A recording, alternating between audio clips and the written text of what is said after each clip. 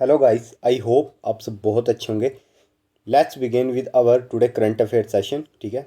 Today motivational quote: the educated differ from the uneducated as much as the living differ from the dead. तो बता रहे हैं कि मतलब एजुकेटेड और अनएजुकेटेड पर्सन में कितना ज़्यादा डिफरेंस होता है। ठीक है। तो चलिए बढ़ते हैं आगे। आप सब तो एजुकेटेड लोग हैं ना। क्वेश्चन नंबर 1, आपको बताना है कि किसने अटेंड करी है इंडियन एयरफोर्स कमांडर्स कॉन्फ्रेंस जो कि न्यू दिल्ली में हुई थी। ठीक है। तो ये करी है इंडिया के सीडीएस जनरल अनिल चौहान जी ने। ठीक है। तो उन्होंने ये अटेंड करी है और ये हुई कहाँ थी? वायु भवन न्यू दिल्ली में हुई है ये कॉन्फ्रेंस। और इस कॉन्फ्रेंस की जो थीम थी वो क्या थी? वो थी बियॉन्ड बाउंड्रीज रोबस्ट फाउंडेशन। मतलब रोबस्ट मतलब होता है मजबूत फाउंडेशन। ठीक है। और ये कॉन्फ्रेंस है विच इज़ हेल्ड, मतलब ये कॉन्फ्रेंस जो है ना ये हर साल होती है। ठीक है।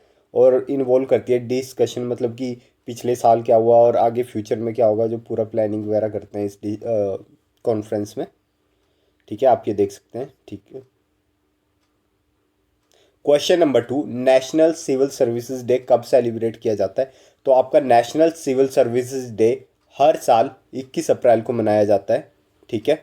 और आपको पता ही है कि जो सिविल सर्विसेज है, ठीक है, उसके लिए 10 लाख, यूपीएससी के लिए 10 लाख बच्चा हर साल अपेयर, 10-12 लाख अपेयर होता है प्रीलिम्स के लिए, फिर मेंस के लिए फर्दर और कम हो जाता है। फिर भी मतलब 10-12 लाख लोग 10-10 साल तक, कितने कितने सालों तक यूपीएससी की प्रिपरेशन कर रहे हैं। सबकी ड्रीम जॉब होती है यूपीएससी, है ना। तो तो जो सिविल सर्विस यूपीएससी करके जो बच्चे सिविल सर्विसेज में जाते हैं, ठीक है, तो जो ब्यूरोक्रेसी है, ठीक है, सिविल सर्विसेज को स्ट्रेल फ्रेम ऑफ इंडिया कहा जाता है, क्योंकि जो लेजिस्लेचर है वो सिर्फ पॉलिसी बनाता है। ठीक है। लेकिन एग्जीक्यूटिव है जो इसे इम्प्लीमेंट करता है, मतलब रियलिटी में। ठीक है। लोगों के पास जा जाके इम्प्लीमेंटेशन का काम ब्यूरोक्रेसी का होता है। इसलिए सिविल सर्विसेज को स्टील फ्रेम कहा जाता है। ठीक है। जो कि इम्प्लीमेंट करते हैं पॉलिसी को। ठीक है।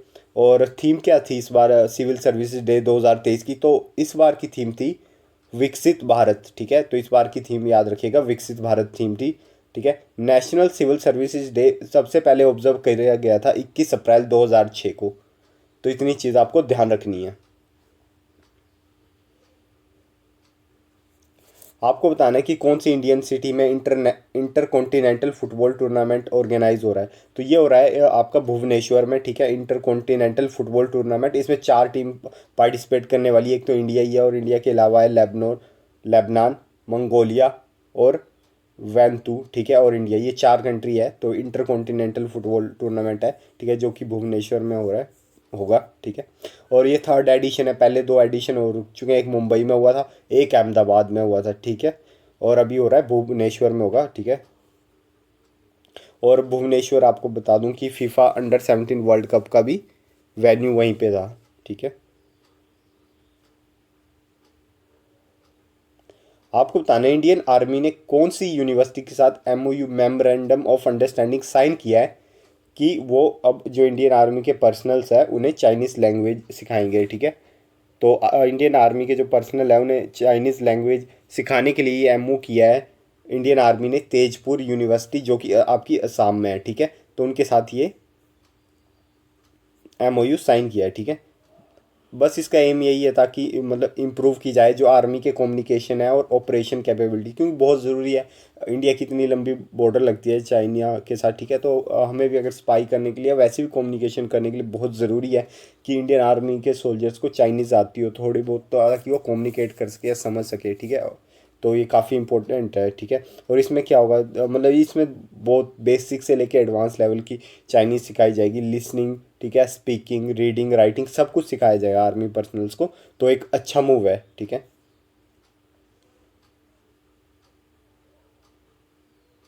चलिए अब बढ़ते हैं आगे।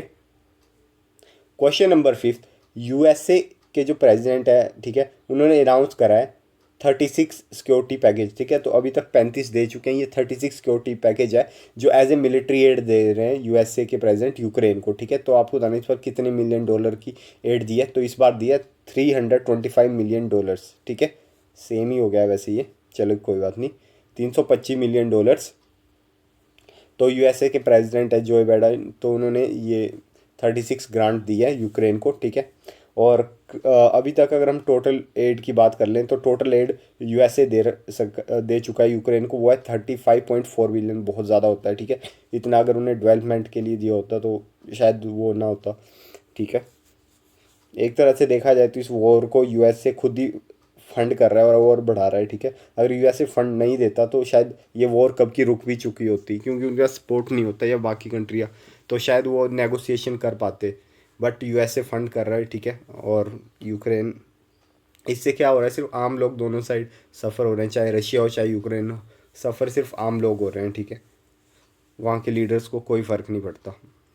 द यूएसए, इसके अलावा यूएसए प्रोवाइड कर रहा है HIMARS and artillery rounds as well anti terror system, small arm and logistic support vehicle, ठीक है। और ये देख सकते हैं आप रशिया और यूक्रेन का मैप, ठीक है। ये रहा आपका यूक्रेन, कैपिटल है कीव। चलिए बढ़ते हैं आगे। आपको बताना है इंडिया ने प्रपोज करा है टू डेवलप G20 पार्क, ठीक है, इन विच इंडियन सिटी, ताकि वो सिंबलाइज कर सके togetherness on the path of development, कि हम जो तरक्की के राह पे बढ़ रहे हैं, एक साथ बढ़ रहे हैं।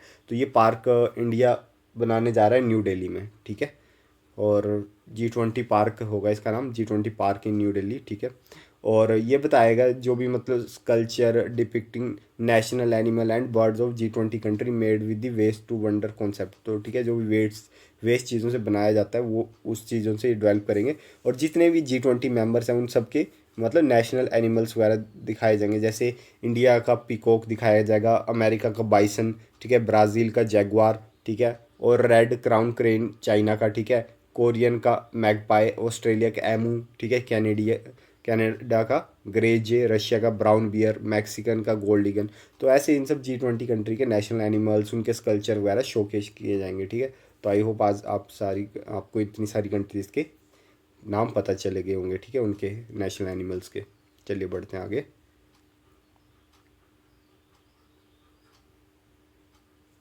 आपको बताने कितने मिलियन चिल्ड्रन ने मिस कर दिया जो उन्हें मतलब वैक्सीन लगनी थी ड्यू टू कोविड-19, ठीक है। और ये डाटा यूनिसेफ ने रिलीज़ करा है। तो 2019 से और 21 के बीच में ही वो ये वैक्सीन मिस हुई है उनसे। तो ये है 67 मिलियन पार्शली कह लीजिए या फिर फुली उन्होंने अपनी वैक्सीन मिस कर दिया 2019 से 21 के बीच में, क्योंकि लॉकडाउन था और हेल्थ केयर आपको पता है डिसरप्ट हो चुकी थी, ठीक है। तो उसके कारण अभी क्या है कि 67 मिलियन चिल्ड्रन ऐसे हैं, ठीक है, जो मतलब वैक्सीन मिस कर चुके हैं। उनमें से 48 मिलियन है जिन्हें रूटीन वैक्सीन इन्होंने पूरी तरह से मिस कर दिया, ठीक है। तो यूनिसेफ ने कंसर्न दिखाया है कि इससे पोलियो और मीज़ल आउटब्रेक फिर से हो सकता है, ठीक है। और ये 112 कंट्रीज़ के टोटल मतलब मिला के हैं जहाँ पे वैक्सीन मिस हुई है, ठीक है। तो मतलब vaccine and the percentage of the children vaccinate world wide slip, पहले 5 पॉइंट थी, ठीक है, जो मतलब गैप था, 100 में से 5% को नहीं लगी होती, अब 100 में से 81% बच्चों को नहीं लगी हुई है। तो काफ़ी रिस्क की बात है, ठीक है। 2008 के बाद ये सबसे लो पॉइंट है अभी तक। और सबसे ज़्यादा अगर कंट्रीज़ की बात करें तो अफ्रीका और साउथ एशियन कंट्रीज़ ही सबसे ज़्यादा हिट हुई है, ठीक है। और before the introduce of a vaccine in 1963, तो जब 1963 में वैक्सीन इंट्रोड्यूस भी नहीं थी उससे पहले मीज़ल से हर साल 2.6 मिलियन बच्चे मारे जाते थे हर साल, ठीक है। 2021 में नंबर 1,28,000 रह गया था, ठीक है। तो आप देख सकते हैं मतलब कितने 26 लाख लोगों से वो 1,28,000 पे कितना कम कर दिया था वैक्सीन की हेल्प से। तो काफ़ी ज़रूरी होती है वैक्सीन। आपको बताना है 13 meeting of India Thailand joint trade committee was held in which city. तो ये 13 मीटिंग इंडिया थाईलैंड, आपको पता है कि हाल ही में इंडिया थाईलैंड के बीच में मिलिट्री एक्सरसाइज भी हुई थी, ठीक है। तो वो बैंकॉक में हुई थी, बट ये जो मीटिंग है ये आपकी हुई है न्यू दिल्ली में, ठीक है, जॉइंट ट्रेड कमेटी की मीटिंग, ठीक है। और इसे को चेयर किया है by director general of department of trade negotiation and ministry, इन्होंने, और ministry of commerce of Thailand उन्होंने, ठीक है, अनु अरोमोन, ठीक है, and the joint secretary in ministry of commerce and industry Indu C Nair ने, ठीक है। और ये पहली फिजिकल मीटिंग है of JTC after it was revive in 2020 after 17 year, ठीक है। तो 2020 में से रिवाइव किया गया था और उसके बाद अभी ये पहली मीटिंग हो रही है इनकी। तो आप देख सकते हैं ये रहा आपका थाईलैंड, ठीक है, कैपिटल है इसकी बैंकॉक। और ये बॉर्डर शेयर करता है आपका कंबोडिया, वियतनाम, म्यांमार, लाओस के वगैरह के साथ, ठीक है, और हमारी नेबर कंट्री है। आपको बताना है हाल ही में कौन सी वो अफ्रीकन कंट्री है, ठीक है, जो न्यूज़ में है। और वो न्यूज़ में क्यों है? क्योंकि वहाँ की आर्मी और पैरामिलिट्री दोनों आपस में लड़ाई कर रहे हैं, ठीक है। जैसे इंडिया में होता है ना, मतलब लगा लीजिए कोई इंडियन आर्मी है और जैसे कोई पैरामिलिट्री फोर्स लगा लीजिए, ठीक है, तो उनके बीच आपस में लड़ाई हो रही है। पर ऐसा नहीं है, इंडिया की तरह वहाँ पे इशू नहीं है, वहाँ पे जो पैरामिलिट्री है वो भी काफ़ी स्ट्रॉन्ग है। तो ये हो रहा है आपका सूडान में, ठीक है, और सूडान में इंडियन पर्सनल्स भी फंसे हुए हैं, ठीक है। तो ये वॉयलेंस शुरू हुआ था, मतलब आपको पता है वहाँ पे 2021 में ना तख्ता पलट हो गया था, ठीक है। तो वहाँ के जो आर्मी के चीफ है, ठीक है, अब्दुल फतेह अल बुरा, और वहाँ के जो डिप्टी मतलब हैं, डिप्टी चीफ हैं, ठीक है, मोहम्मद हामिद दागलो, जो कि कमांड करते हैं वहाँ की पैरामिलिट्री फोर्स को, रैपिड सपोर्ट फोर्सेस। तो इन दोनों के बीच कॉन्फ्लिक्ट हो गया कि सत्ता को लेके कि ये ताकत किसके पास आनी चाहिए। बेसिकली यहाँ पे स्टेबिलिटी थी, बट यूएसए ने नहीं चाहता था कि यहाँ पे इतनी स्टेबिलिटी रहे, ठीक है। तो रशिया इसकी मतलब रशिया को हेल्प हो रही थी वहाँ से गोल्ड माइन वगैरह में, ठीक है। तो यूएसए नहीं चाहता था कि रशिया को ऐसा कोई बेनिफिट मिले, तो उन्होंने वहाँ की जो आर्मी है वहाँ पे इंटरनली ये कॉन्फ्लिक्ट स्टार्ट करवा दिया है, ठीक है। और अभी वहाँ की आर्मी और पैरामिलिट्री के बीच ये चीज़ शुरू हो चुकी है, ठीक है। तो यूनाइटेड नेशन, अफ्रीकन और अरब लीडर सब डिस्कस करना है वर्चुअली मीटिंग, ताकि ये वायलेंस एंड हो जाए, ठीक है। क्योंकि वहाँ पे इंडियन पर्सनल्स भी फंसे हुए हैं, ठीक है। इंडिया भी कोऑर्डिनेट कर रहा है with like west Asia, such as Saudi Arabia और यूएई, ठीक है। तो ताकि मतलब इंडियन सिटीजन्स को वहाँ से निकाला जाए। वैसे वहाँ की आर्मी ने परमिशन दे दी है, ठीक है, हाल ही में, कि आप एयरलिफ्ट कर सकते हो, ठीक है, वहाँ जो भी सिटीजन्स वहाँ फंसे हुए हैं लोगों को, ठीक है। और इंडियन गवर्नमेंट ने एक स्पेशली मतलब डेडिकेटेड कंट्रोल रूम भी बनाया है न्यू दिल्ली में, जो सूडान में फंसे हैं लोग, ठीक है। तो सूडान के बारे में बात करें तो इसे ऑफिशियली कहा जाता है रिपब्लिक ऑफ सूडान, और ये नॉर्थ ईस्ट अफ्रीका में पड़ती है, ठीक है। और ये बॉर्डर जो है इसका लगता है सेंट्रल अफ्रीकन रिपब्लिक, ठीक है, to the south west and Chad. और वेस्ट की तरफ से देखें तो इसके साइड में बॉर्डर लगता है चैड, ठीक है। इजिप्ट लगता है नॉर्थ में, और Eritrea north east, and Ethiopia in the south east, and Libya to north west, and South Sudan to south and Red Sea, ठीक है। कैपिटल है इसकी खार्तूम, ठीक है। और करेंसी है इसकी सुदानीस पाउंड, ठीक है। और पॉपुलेशन है रफली लगा लीजिए 5 करोड़ के आसपास, और ऑफिशियल लैंग्वेज है अरेबिक एंड इंग्लिश, ठीक है। तो ये आप सूडान का मैप देख सकते हैं, खार्तूम इसकी कैपिटल है, ठीक है। और ये रेड सी के साथ बॉर्डर शेयर करता है, ठीक है। और इसके अलावा Egypt, Libya, Chad, central African Republic, south Sudan, Ethiopia, ठीक है, इरिशिया, ठीक है। तो देख सकते हैं 6-7 कंट्री के साथ ये बॉर्डर शेयर करता है, और रेड सी के साथ भी, ठीक है। तो इंडियन पर्सनल्स भी अभी यहाँ पे फंसे हुए हैं, देखते हैं अब इंडिया की गवर्नमेंट उन्हें एयरलिफ्ट ही करेगी, ठीक है। चलिए बढ़ते आगे। आपको बताना है असम और कौन सी स्टेट ने एग्रीमेंट साइन कर लिया है कि वो सेटल करेंगे अपने बॉर्डर डिस्प्यूट को, जो इंटर स्टेट बॉर्डर डिस्प्यूट है। तो ये करेंगे असम और अरुणाचल प्रदेश, ठीक है।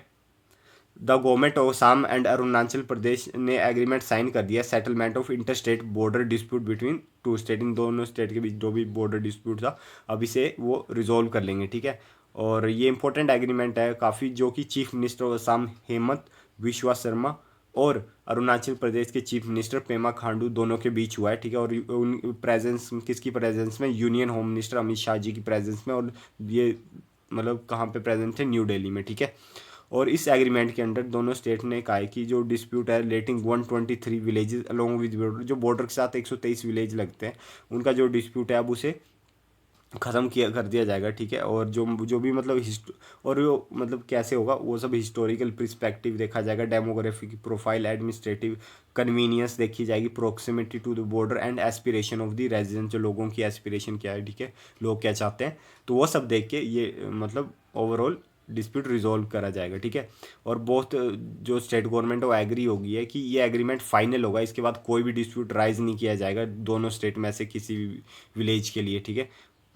और मिस्टर शाह ने बताया कि ये दोनों 700 किलोमीटर लॉन्ग बॉर्डर डिस्प्यूट है, मतलब 700 किलोमीटर के बॉर्डर शेयर करते हैं, ठीक है।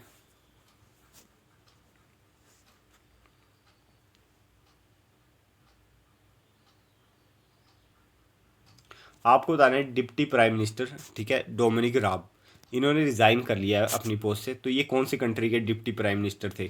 तो ये थे आपके इंग्लैंड के, ठीक है। ये ऋषि सुनाक के कैबिनेट में मिनिस्टर थे, डिप्टी प्राइम मिनिस्टर, ठीक है। 2022 में ये डिप्टी प्राइम मिनिस्टर बने थे, अब इन्होंने रिज़ाइन कर दिया है। तो इतनी चीज़ आपको ध्यान रखनी है। चलिए बढ़ते हैं आगे। आपको बताना है आरबीआई ने अलाउ करा है कौन से बैंकों की वो फॉरेन एक्सचेंज में डील कर सकती है। तो ये अलाउ करा है एयू स्मॉल फाइनेंस बैंक को, ठीक है। The reserve bank of India ने ग्रांट कर दिया permission AU small finance bank को कि वो डील कर सकते हैं इन फॉरेन एक्सचेंज, ठीक है। और बैंक का भी ऑफर कर सकता है service such as outboard remittance, letter of credit and bank guarantees and foreign currency loan to इस कस्टमर, ठीक है। और ये 26 बैंक है इंडिया का जिसे आरबीआई ने ऑथराइज करा है कि वो डील कर सकते हैं फॉरेन एक्सचेंज में, ठीक है। इतनी चीज़ ध्यान रखेंगे। चलिए बढ़ते हैं अब आगे। सो आई होप गाइस आपको ये लेक्चर पसंद आया होगा, ठीक है। मिलते हैं कल सुबह अपने करंट अफेयर सेशन में, तब तक टेक केयर।